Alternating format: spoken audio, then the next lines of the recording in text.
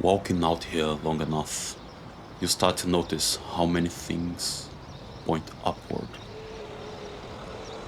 Old churches at the top of hills, roadside shrines at crossroads, monuments built by people who are long gone, facing directions that meant something to them. Every culture that ever settled on a piece of land seems to have put something at its highest point.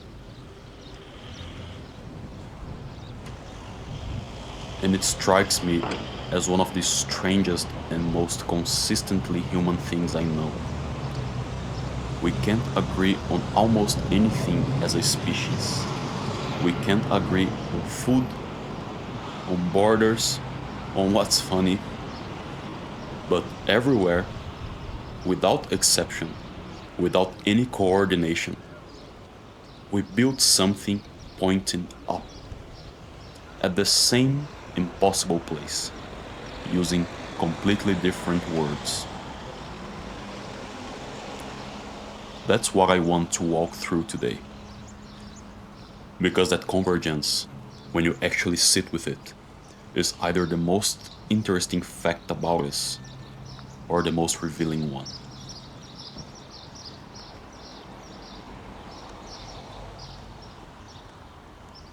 Every human culture that ever existed, including the ones we never met, never traded a word, never crossed an ocean to find each other.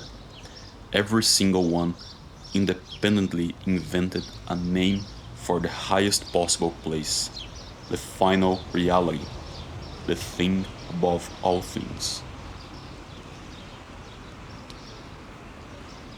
Now think about what that actually means. These were people separated by thousands of years and thousands of miles, starting from different landscapes, speaking different languages, building entirely different cosmologies. And they all separately pointed at the same place. So here's the question that won't leave me alone. Is it one mountain seen from 1,000 different sides, with everyone describing the slope they happen to be standing on? Or is it 1,000 different things that we fooled ourselves into believing are one because we can't bear the idea that they might not be? I don't have the answer, but I want to walk through the names because something happens when you line them up next to each other. The alchemists called it Rubedo, the red, the finished work, the soul that has been dissolved and crystallized and purified until it shines like something that was gold underneath, but had to pass through every color of darkness to get there.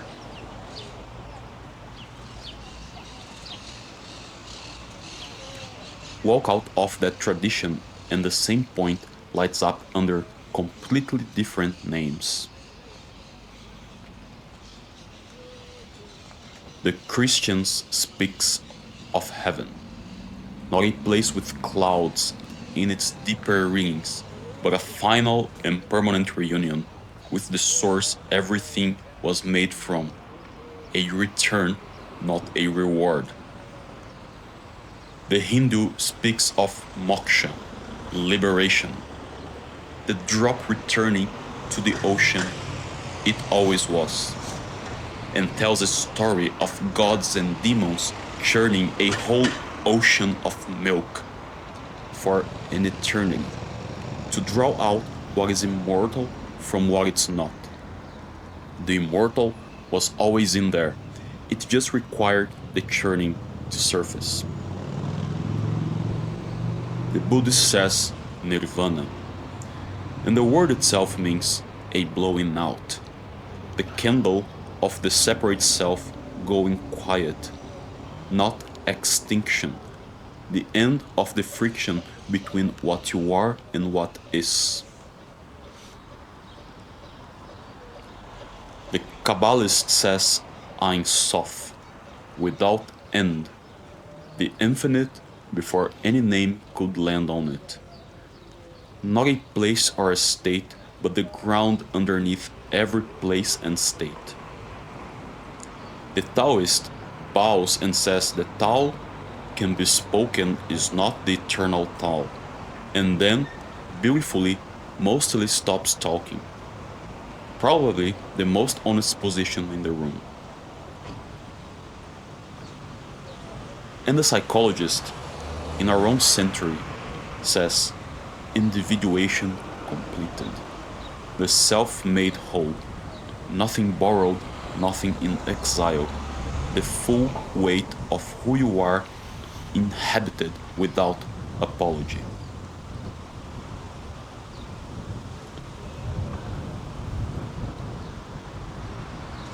Now, notice something about all of those. Almost every one of them is built out of negation, without end, blowing out, the one that can't be named, beyond the ruler that measures everything else.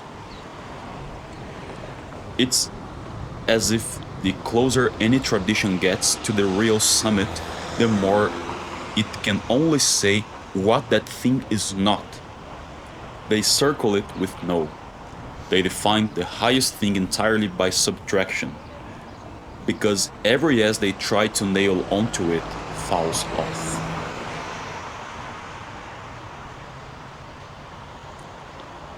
There's a discipline in theology for this, an ancient one, called the apothetic way, the path of negation, the argument that the highest reality can only be approached by saying what it isn't, because every positive description wraps it in a category too small to hold it. God is not good the way we mean good. God is not powerful the way we mean powerful. God is not even is the way we mean it. As he says himself, I am that I am. Take away everything the mind can grasp, and what's left, if anything is left, is the thing they were all pointing at.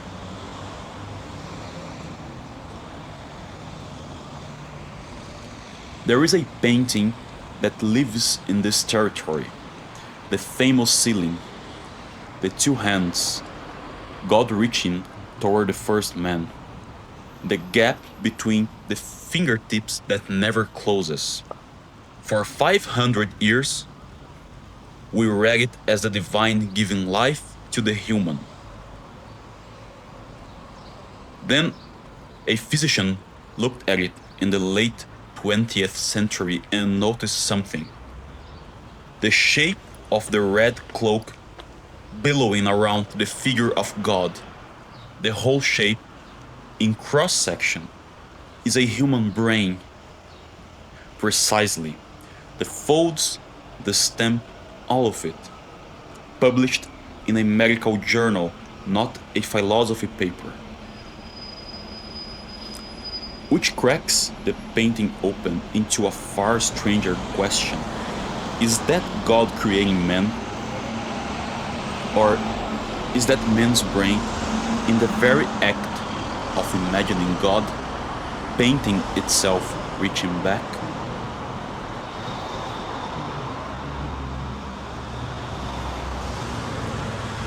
And the answer that stays with me is maybe both. At the same time, maybe the projection is so powerful that it becomes real on the way out. Maybe we make that thing, and the thing we make is true, and those two facts don't cancel each other. They're the same fact seen from two sides.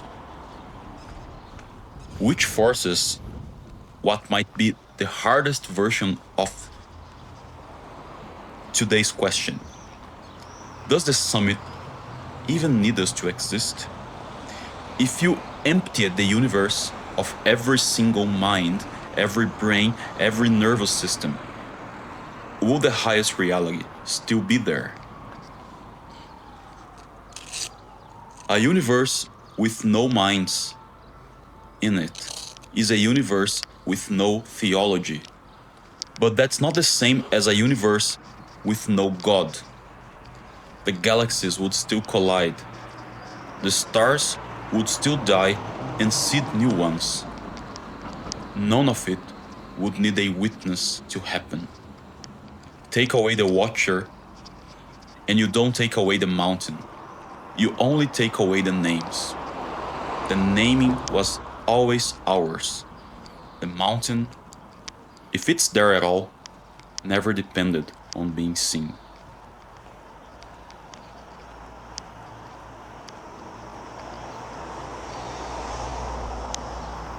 There's something else the traditions share that doesn't get said enough. Every serious name for the highest thing seems to include a descendant first.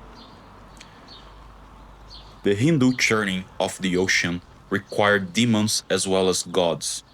The Buddhist path goes through suffering before it goes through liberation.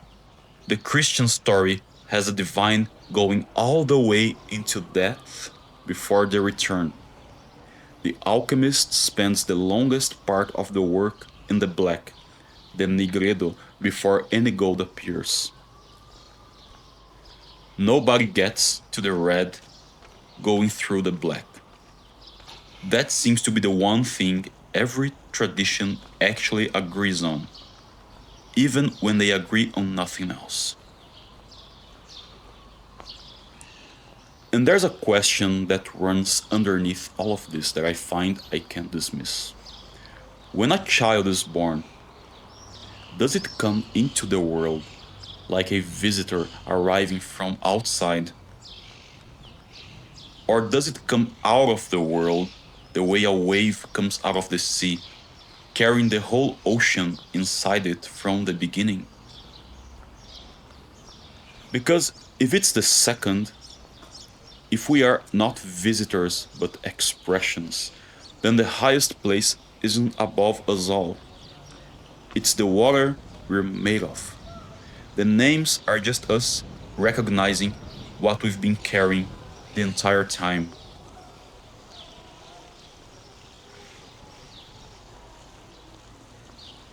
If I were ever going to write an open letter to God, and I've thought about it a lot actually,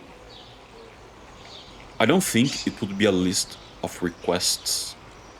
The only thing I'd actually want to ask is the question I've been circling this whole walk.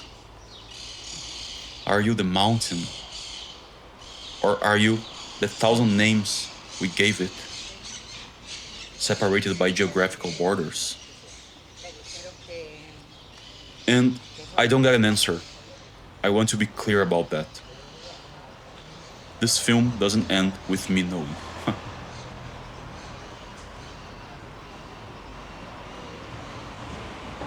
But here's what I'm left holding, and it's not small.